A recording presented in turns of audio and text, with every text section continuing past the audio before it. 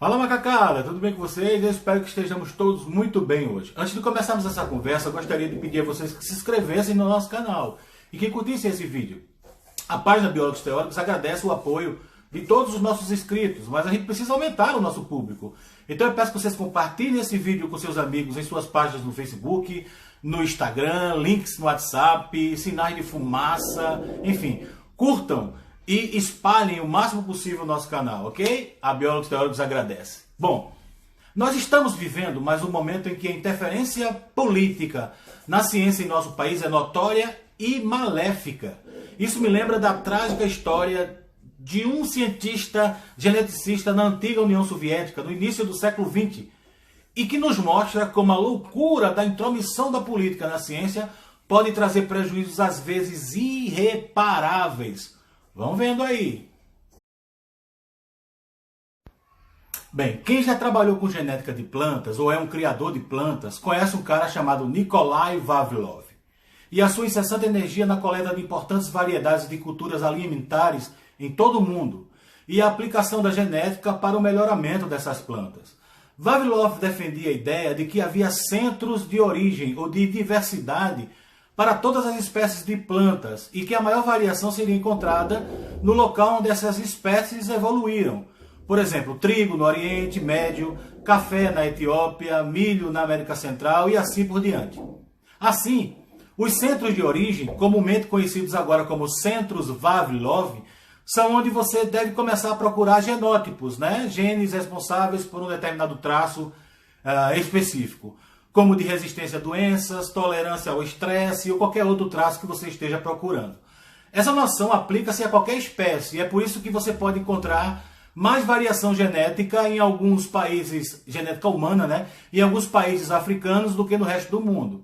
No final da década de 1920, Vavilov, como diretor da Academia de Ciências Agrárias no governo de Lenin, acumulou a maior coleção de sementes do planeta. Trabalhou arduamente e levou outros jovens cientistas ansiosos a trabalharem para conseguir mais alimento para o povo da União Soviética. No entanto, as coisas não correram bem para Vavilov no contexto político. E esse geneticista visionário, que pretendia encontrar os meios para uma segurança alimentar, acabou morrendo de fome num gulag soviético em 1943. Como isso aconteceu? Aqui entra em ação o vilão dessa história, que se chama Trofim Lysenko, ironicamente um protegido de Vavilov. O notório antagonismo de Vavilov-Lysenko tornou-se um dos mais tristes exemplos de um esforço fútil para resolver o debate científico usando abordagem política. O nome de Lysenko saltou das páginas da história para o noticiário essa semana, quando o cientista-chefe da Austrália, Alan Finkel, o mencionou durante um discurso em uma reunião de cientistas em Canberra esta semana. Finkel lembrou de Lysenko quando quis dar a notícia de que o presidente dos Estados Unidos, Donald Trump, havia agido em janeiro para censurar dados científicos sobre a mudança climática da Agência de Proteção Ambiental. Muito semelhante aos últimos acontecimentos do Brasil, só mudando o nome do presidente e da agência que foi atacada. Enfim, Finkel disse que a história de Lysenko nos lembra dos perigos da interferência política na ciência. Ele ainda disse assim: Lysenko acreditava que gerações sucessivas de plantações poderiam ser melhoradas expondo-as a ambientes certos, e assim também sucessivas gerações de cidadãos soviéticos poderiam ser melhorados expondo-os à ideologia correta. Assim, enquanto os cientistas ocidentais abraçavam a evolução e a genética, os cientistas russos que concordavam com essas ideias eram presos. A cultura ocidental crescia e a russa falhava. A ideologia emergência de Lysenko efetivamente mostra a pseudociência ser usada na rejeição da genética mendeliana e de tudo que sustentava a ciência de Vavilov. Ela foi um produto do seu tempo e da situação política na jovem União Soviética. Na realidade, Lysenko era o que hoje podemos chamar de um grande doido. Entre outras coisas, ele negou a existência de DNA, dos genes, ele alegou que as plantas selecionavam seus parceiros, argumentou que poderiam adquirir características durante sua vida e depois passá-las adiante. Ele também defendeu a teoria de que algumas plantas optam por se sacrificar pelo bem de plantas remanescentes, outra noção que vai contra o cerne da compreensão evolutiva. O Pravda, que é um ex-jornal oficial do Partido Comunista Soviético, o celebrou por encontrar uma maneira de fertilizar as plantações sem aplicar nada lá no campo. Nada disso poderia ser feito por evidências sólidas. Seus experimentos não eram repetíveis, nem suas teorias eram consensuais entre os outros cientistas. Mas Lysenko era apoiado pelo 01 da União Soviética, Joseph Stalin. Então o argumento Lysenko versus Vavilov chegou ao auge em 1936, na Conferência da Academia Russa de Ciências, quando Lysenko apresentou suas ideias. Em face da opinião científica e da esmagadora maioria de seus pares, o Pravda declarou Lysenko vencedor do argumento.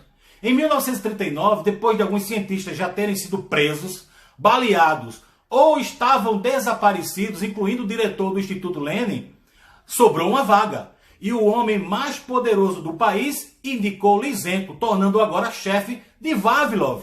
Dentro de um ano, Vavilov foi capturado em uma de suas missões de coleta, interrogado por 11 meses. Foi acusado de ser espião só porque viajou para a Inglaterra e para os Estados Unidos, já que ele era um correspondente irregular, com muitos geneticistas fora da União Soviética.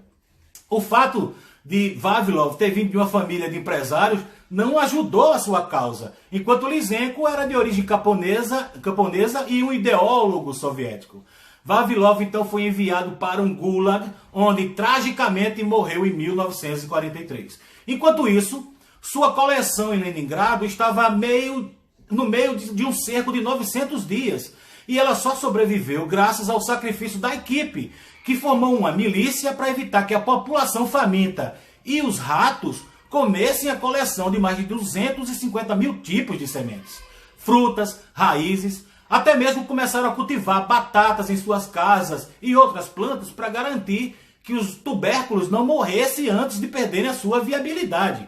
Em 1948, a Academia de Lenin anunciou que lysenkoísmo deveria ser ensinado como teoria correta em todas as escolas. E isso, gente, seguiu até meados da década de 1960.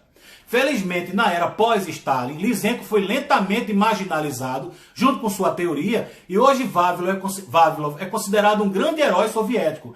Em 58, a Academia de Ciências começou a conceber uma medalha em sua homenagem. O principal Instituto Russo de Ciência Vegetal carrega o seu nome em sua homenagem, assim como a Universidade Agrária de Vavilov do estado de Saratov. Além disso, seu nome já foi dado a um asteroide, a uma cratera na Lua e a 2 geleiras. Desde 1993, algumas revistas começaram a conceder instituições de pesquisa começaram a conceder bolsas de pesquisa para jovens inovadores que trabalhassem com recursos genéticos em plantas. Enquanto isso, na Austrália, membros da ARC continuam ainda hoje buscando possibilidades genéticas para a resistência a doenças da própria coleção de trigo de Vavilov. Na era pós-soviética, estudantes de genética e de agricultura na Rússia aprenderam sobre os terríveis resultados das aplicações de Lysenko à União Soviética e à produtividade. Lysenko é uma triste e terrível nota de rodapé na pesquisa agrícola. O mais importante é perceber quanto um ismo desse, mal utilizado e na mão de pessoas poderosas que optam por ideologia sobre os fatos, pode fazer. Isso também é um lembrete oportuno dos perigos da interferência política na ciência. Fica aqui o nosso recado, ok? Prestem bem atenção. Se inscrevam no nosso canal, curtam esse vídeo. Se gostou, dá um like, visite os demais canais da Resistência Científica, estão todos eles na descrição deste vídeo. Um grande abraço a todos vocês e até o nosso próximo vídeo.